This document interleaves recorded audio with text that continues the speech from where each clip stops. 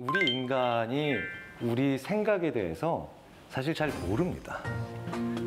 그런데 우리는 늘 생각이란 걸 하고 살아가니까 마치 우리가 우리 생각에 대해서 잘 알고 있고 우리 생각을 잘 쓰고 있다고 생각을 하지만, 자, 새로운 DSLR이나 아니면 뭐 새로운 전자제품 혹은 스마트폰 처음에 사시면요, 뭐가 같이 동봉되어 오죠? 설명서가 동봉되어 옵니다.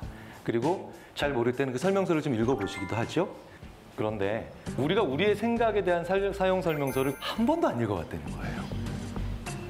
저는 오늘 우리 생각 사용의 설명서 중에 자세히 읽어보면 야, 이런 걸 몰랐네 라고 하시는 3가지 측면을 오늘 말씀을 드려봄으로 인해서 우리의 착각, 그다음에 우리의 생각의 함정, 이런 것들을 잘 메워나가고 좋은 방향으로 쓰기 위한 이야기들을 해드리려고 합니다. 이런 얘기 가끔 친구분들이랑 하실 거예요. 야, 내가 살아봤더니 사람 안 변해. 이 얘기 많이 하시죠. 이게 한 20년에서 25년 정도 사람을 겪어봐야 하시는 얘기 같아요. 초등학교 2학년짜리 아이가 자기 옆에 친구한테 야, 내가 살아봤더니 사람 안 변해. 그럼 아마 뒤에 계신 어른들이 이럴 거예요. 너 얼마나 살았다고 그런 얘기를 하느냐. 자, 사람을 왜 안 변한다라고 우리가 얘기를 하느냐. 이거 사실일까요? 상당 부분 사실이에요. 상당 부분. 제가 잘 아는 선배 심리학자 한 분은 저한테 심지어 이렇게 얘기하셨어요. 심리학의 업적을 딱 한 줄만 남긴다면 자기는 이거 남기겠대요. 사람 절대 안 변한다. 네. 그 심리학자가 누구냐면 아마 잘 아실 거예요. 문화심리학자로 유명하신 머리 좀 뽀글뽀글한 그 헤어스타일 가지신 김정훈 박사라고 계세요. 네, 잘 아시죠? 네. 나는 아내와의 결혼을 후회한다. 요 책 쓰고 후회한 사람입니다. 농담입니다. 저랑 굉장히 이제 친하시고 저한테 가르침도 많이 주시는 그런 좋은 선배님인데요. 그런데 그분이 바로 그러는 거예요. 저랑 같이 식사하다가 심리학이 남긴 가장 중요한 업적, 사람 안 변한다는 거예요. 왜냐면요, 첫 번째가 뭐냐? IQ예요. IQ 안 변합니다. 슬프다. 자, 한편으로는 슬프지만 어쨌든 명백한 사실이니까 그 증거를 보여드릴게요. 25살 넘으신 분 중에요, 최근 3년 이내에 IQ 검사 받아보신 분 손 들어주십시오. 한 분도 안 계시네요. 자, 좋습니다. 그러면 25살 넘은 분들 중에 최근 3년 이내에 건강과 관련된 검사 한 가지라도 받아보신 분 손 들어주십시오. 많이 계시죠? 자, 내리세요. 이게 그 증거예요. 네, 자, 보세요. 건강은 왜 자꾸 잽니까? 변하니까요. 그렇죠? 하지만 IQ, 기억력, 연산력, 이렇게 기본적인 사고 능력은 크게 안 변합니다. 그럼 꼭 이렇게 얘기하시는 분들이 계세요. 기억력은 아닌 것 같은데요. 요즘 좀 깜빡깜빡해요. 이렇게 얘기하세요. 사실은 우리 뇌라고 하는 하드웨어의 세포들이 감퇴돼서 혹은 손상이 돼서 일어나는 현상일 수도 있겠지만, 심리적으로 내가 기억력에 문제가 있다, 좀 떨어지는 것 같다라고 느끼는 거에 더 큰 부분은 간섭 현상이라고 하는 것 때문에 이게 일어나는 겁니다. 쉽게 말씀드리자면요, 머리에 든 게 많으신 거예요. 어떤 게? 비슷한 게. 머리에 비슷한 게 많아지면요, 무언가를 꺼내려고 할 때 비슷한 여러 가지 것들이 서로 내가 나갈 거야, 너 나가지 마, 내가 나갈 거야 라고 서로 막 밀치고 서로 간섭합니다. 그래서 아무도 못 나가는 거예요. 그렇게 일어나는 게 간섭 현상인데, 한번 예를 들어 보겠습니다. 담임 선생님을 처음 하시는 교사께서는 자기 제자 중에 영희가 1명이에요. 자, 그런데 담임을 한 30년쯤 하신 선생님께서는 자기 제자들 중에 영희가 한 60명쯤 돼요.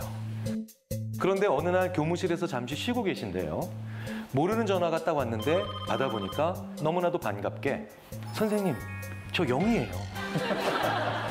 그러면요, 이 선생님의 머릿속에서는 무려 60명의 영희가 전부 다 뭐라 그럽니까? 내가 나갈 거야, 내가 나갈 거야, 내가 나갈 거야. 이러다 아무도 못 나가는 거예요. 이게 건망증이에요. 이게 건망증. 자, 그러니까 70세나 80세가 됐는데도 나는 기억에 아무런 문제가 없어 라고 얘기하시는 분들은요, 머리에 든 게 없는 분들이 가르치는 거예요. 물론 다 그런 건 아니겠죠. 자, 그러니까 어쨌든 IQ, 기억력, 연산력, 이거 크게 잘 안 변합니다. 두 번째, 뭐가 잘 안 변하느냐? 아까 말씀드렸죠. 성격이 진짜 안 변합니다. 성격 잘 안 변해요. 초등학교 나오신 분들도 계시고 국민학교 나온 분들도 계실 겁니다. 그 시절로 한번 쑥 기억을 더듬으셔서 내 친구 중에 가장 융통성 없고 가장 꽉 막혔던 친구분들 한번 떠올려 보세요. 그리고 한번 오래 가기 전에 연락해서 만나보십시오. 지금 만나시면요, 그분들은요, 더 융통성 없어요. 격차화되어 있습니다. 중학교나 고등학교 다니셨을 때 내 친구 중에 제일 잔머리 많이 굴리고요. 그다음에 일확천금 좋아했던 친구분들 한번 떠올려 보세요. 그분들은 지금 연락해서 만나시려고 하면요. 연락이 잘 안 돼요. 사람 잘 안 변합니다. 왜냐하면 이 두 가지는요. 상당 부분을 우리의 부모님한테 받아서 태어나요. 즉 유전적인 영향이 강하다는 거죠. 실제로 행복을 연구하는 심리학자들 중에 꽤 많은 분들이 행복한 사람들은 타고난다는 이야기까지 합니다. 좀 슬프시죠? 우리 몸 안에요. 5AH라고 하는 유전자의 돌연변이가 있어요. 그런데 이게 아난다마이드라고 하는 신경전달 물질의 생성과 관련있습니다. 원래 5AH는 아난다마이드를 억제하는 거였거든요. 그런데 이게 돌연변이가 일어나다 보니까 오히려 생성을 도와주는 역할을 해요. 그런데 이 아난다마이드가 많으면요. 쉽게 말씀드릴게요. 덜 불안해요. 덜 고통스럽고요. 그렇기 때문에 약물 중독에 걸릴 확률도 적습니다. 자, 한마디로 뭡니까? 행복에 유리하겠죠. 그런데 이게 있어야 되는 단위 면적당 비율이요. 민족마다 차이가 나요. 14%밖에 안 되는 사람들이 있습니다. 그런 민족이. 대표적으로 중국의 한족이에요. 우리랑 굉장히 유사하죠. 유전적으로. 그런데 이게 21% 정도 되는 분들이 계십니다. 이게 북유럽 계열의 백인들이에요. 네. 이게 무려 45%나 있는 분들이 있어요. 엄청나게 유리하겠죠, 행복에. 요분들이 나이지리아 분들이에요. 재산 상태도 좀 떨어져도 그분들 굉장히 낙천적이잖아요. 다 이유가 있는 거예요. 이 인간은 타고난다. 근데 저에게도 약간 욱하는 성격이 좀 있어요. 그래서 그게 만약에 타고났다면 여러 가지 심리 상태를 고칠 수 있는 방법이 좀 있을까. 욱하다는 건 화난다는 거잖아요. 심지어는 경로, 분노, 화 이런 거 있죠. 그렇죠. 네. 여전히 마찬가지로 못 바꾸는 성격에 도전하시는 거죠. 힘들어요. 네. 차라리 아주 간단한 행동 강령 하나를 실천하시는 게 더 낫습니다. 그럼으로 인해서 내가 그 화를 좀 더 진정시킬 수 있는 상황으로 나를 넣어주는 거죠. 도망가세요. 피하셔야 돼요. 자리를 피해라. 욱하고 입에서 뭐가 나오기 전에 그 자리를 피하셔서 1분 혹은 3분 동안만 다른 데 가 계시다가 다시 돌아보십시오. 그러면 어떻게든 호흡은 진정되고 그다음에 그 흥분성은 약간 가라앉는데 그 다음에 오면 파국은 면할 수 있다고 얘기를 하거든요. 그래서 우리 심리학자들이요. 이런 능력과 성격을 묶어서 기질이라고 합니다. 이 기질을 주로 누가? 부모님한테 물려받는 거죠. 이거 잘 안 바뀝니다. 그런데 재밌게도 이 기질보다도 더 나중에 만들어지고 그리고 더 쉽게 변할 수 있는데 그것으로 인해서 사람들은 더 큰 차이를 보입니다. 관점과 자세죠. 이건 쉽게 우리가 한 번씩 건드려 볼 수 있고 작은 변화로도 큰 차이 만들어낼 수 있습니다. 그리고 더 중요한 건 그 사람의 창의성, 리더십, 통찰력 이런 훨씬 더 크고 복합적인 능력은 성격보다는 관점에 더 관계가 많습니다. 하나만 예를 들어보겠습니다. 편의상 가운데 걸 DAX, DAX, DAX라고 부릅니다. 자, 그렇다면 어느 게 더 A와 B 중에 더 DAX에 가까울까요? 조사를 해보겠습니다. 뭐 이건 정답이 있는 건 아니니까요. 벌써부터 경계하지 마십시오. 심리학자들이 뭘 여쭤보면 항상 이렇게 경계를 하시는데 네, 그럴 필요 조금도 없습니다. 자, A와 B가 있을 때 나는 A가 더 DAX에 가깝다라고 생각하시는 분들은 손 들어주시죠. 네, 굉장히 많이 드십니다. 네, 나는 B가 더 DAX에 가깝다라고 생각하시는 분은 손 들어주십시오. 네, 좀 줄어들었죠? 그러니까 한 7대3 정도로 우리나라에서는 이게 다수가 A인 거예요. 이걸 영국의 런던이나 미국의 워싱턴에서 길을 막고 그분들한테 물어보면 80%가 저 B인 파란색 원통형이 DAX에 가깝다라고 얘기를 합니다. 큰 차이죠. 여기선 3대7로 나오는데 그쪽에서는 오히려 8대2로 이렇게 나오니까요. 이거 성격과 그다음에 능력으로 구분 못하겠죠. 한국 사람들이 경우에 따라서는 90% 가까운 사람들이 저 A가 오른쪽에 있는 것이 DAX에 가깝다라고 얘기하는 걸 보면 서양인들이 놀랍니다. 리얼리? 정말? 특이하네? 의아해요. 저 사람들 되게 우리랑 다르네? 이렇게 얘기합니다. 왜 이러느냐? 성격과 능력 때문이 아니라 관점 때문이죠. 우리나라 사람들은 본질주의적 관점을 더 많이 가지고 있습니다. 근본이 어디냐는 거죠. 같은 성씨일 가능성이 큽니다.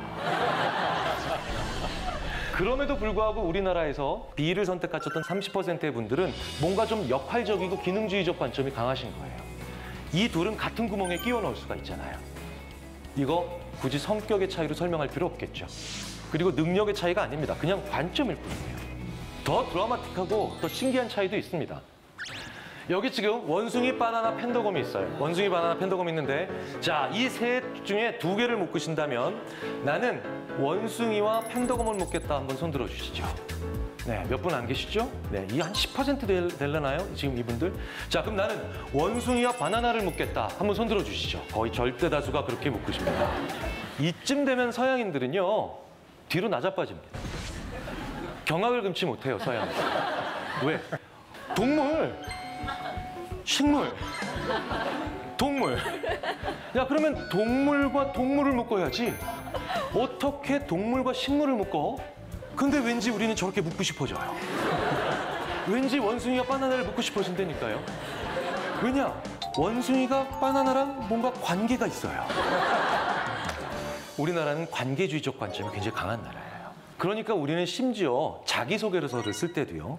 자기를 소개하는 게 아니라 자기의 관계를 씁니다.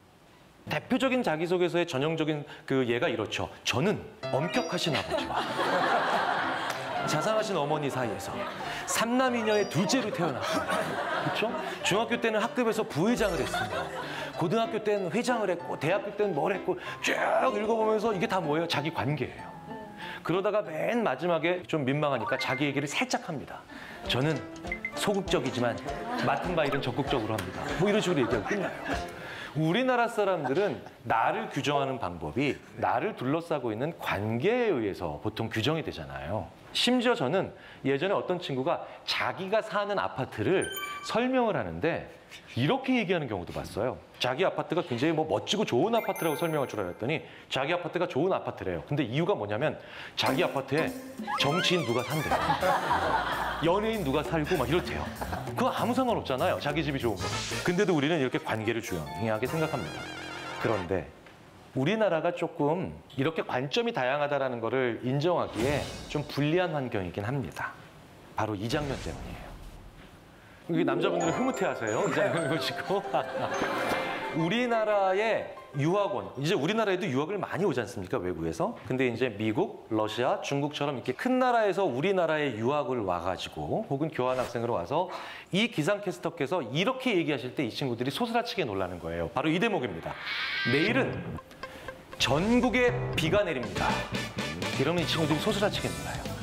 왜냐하면 이 친구가 사는 나라에서는 단 한 번도 전국에 비가 내려본 적이 없어요. 전국에 눈이 내린 적도 없고요. 전국이 더웠던 적도 없습니다. 생각해 보세요. 미국이나 러시아 같은 나라에서 전국에 비가 내릴 정도면 이건 뭡니까? 이건 대재앙이에요. 그러니까 우리나라는 큰 나라에 사시는 분들이 보기엔 아주 충격적이고도 놀랍고도 경이로운 장면이 얼마든지 우리나라에선 가능하죠. 그게 바로 2002년에 전 국민이 같은 색상의 옷을 입고 같은 장소에서 같은 행위를 하는 거예요. 이건 그런 나라에선 절대 불가능합니다. 그렇죠? 그러니까 우리나라는요. 동질적이기 때문에 한 목소리나 한 마음으로 뭘 하기에는 굉장히 유리하지만 그렇기 때문에 또 그 반대 측면으로 보면 무언가 다르다라는 걸 인정하기에는 좀 불리한 문화죠. 그게 관점입니다.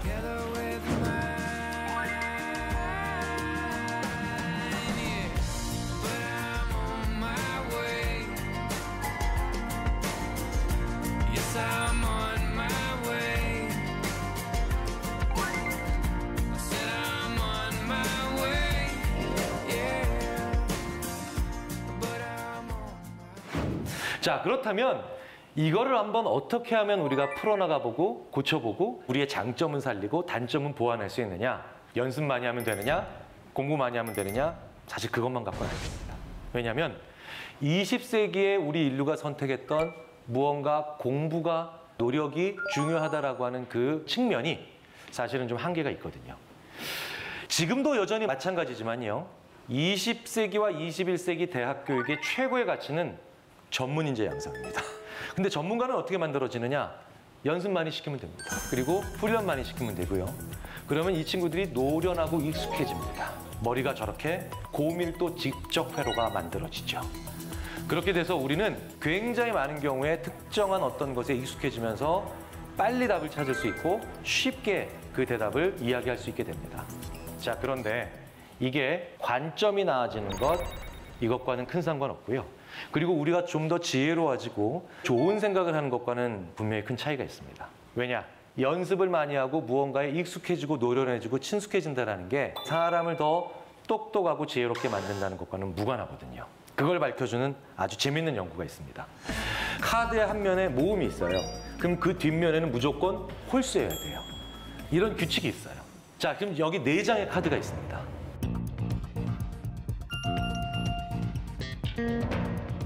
이 4장의 카드가 정말 이 규칙대로 제대로 제작이 되어 있는지 아닌지를 알아보려면 2장의 카드를 확인해 보면 알 수가 있는데 어느 카드와 어느 카드이겠습니까? 라고 질문합니다. 이러면 지금 저한테 보여주시는 표정처럼 뭘까? 야, 좀 어려운데? 하나는 알겠는데 나머지 하나가 좀 헷갈리는데 이런 표정을 지으십니다. 자, 그런데요. 우리나라 술 마시려면 20살이 넘어야 적법입니다. 그런데 제가 사람들한테 물어봐요. 당신이 관할구청의 담당 공무원이시다. 어떤 술집에 갔다. 그런데 이 술집에 A죠. 술 마시는 사람. 그 다음에 B, 23살인 사람. C, 술 안 마시는 사람. D, 19살인 친구가 있습니다. 자, 그러면 이 술집이 정말 이 법령을 잘 지키고 있는지 아닌지를 검사해 보려면 2명만 확인해 보면 아는데 누구랑 누구겠습니까? A와 D죠. 쉽게 할 수 있습니다. 이건 왜 쉽냐는 거예요. 실제로 대학생들한테 물어보면요.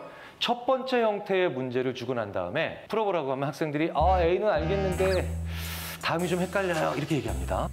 그런데 2번째 형태의 이 술 마시는 문제를 주고 학생들한테 누구 확인해야 돼? 이러면 학생들이 10초도 안 돼서 참, 저것도 문제라고. A와 D입니다. 쉽게 해결합니다. A는 술 마시니까 몇 살인지 알아야 되고 D는 19살이니까 술 마셨는지 안 마셨는지 봐야 된다는 거죠. 재밌는 건 이 2 문제는 논리 구조가 똑같은 문제예요.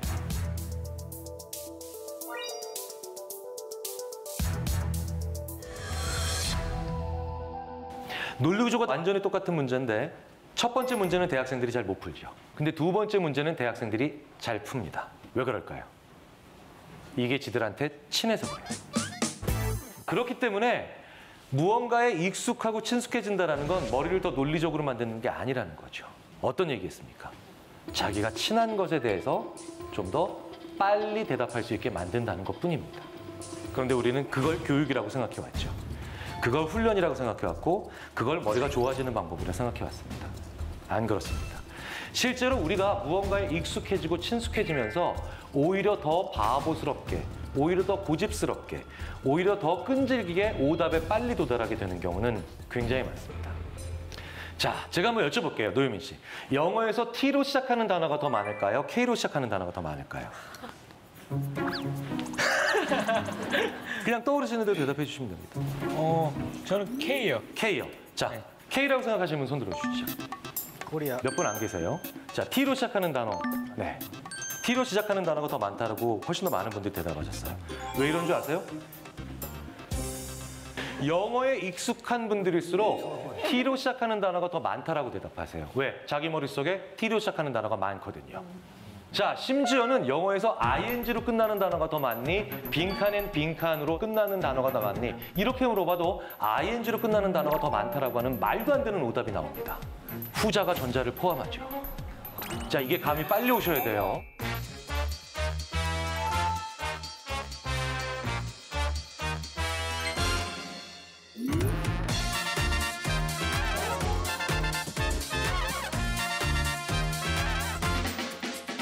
빈칸은 ing를 포함하죠. 그런데도 ing로 끝나는 단어가 더 많다라고 하는 말도 안 되는 오답이 나옵니다. 왜? 첫 번째 것들이 전부 다 내 머릿속에서 친숙해요. 익숙한 겁니다. 우리 인간은 무엇이든 내 머릿속에서 그게 익숙하면 그게 정답이에요. 그렇기 때문에 우리는 익숙하다라고 하는 것과 정답이라고 하는 것을 구분을 하기가 대단히 어렵습니다. 우리는 무엇이든 익숙하다라고 하면 그게 내 머릿속에서 떠오를 때 웬만하면 안 버리려고 하는 독특한 특징을 가지고 있죠.